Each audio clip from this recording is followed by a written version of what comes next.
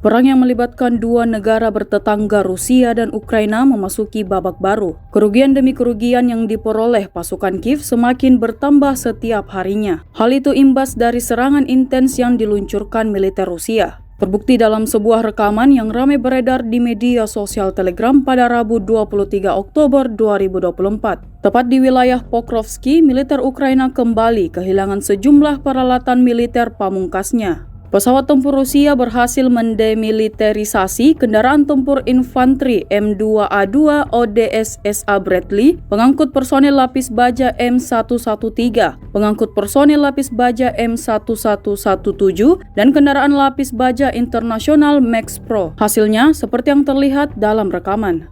Semua kendaraan militer angkatan kubu Kiev hancur total.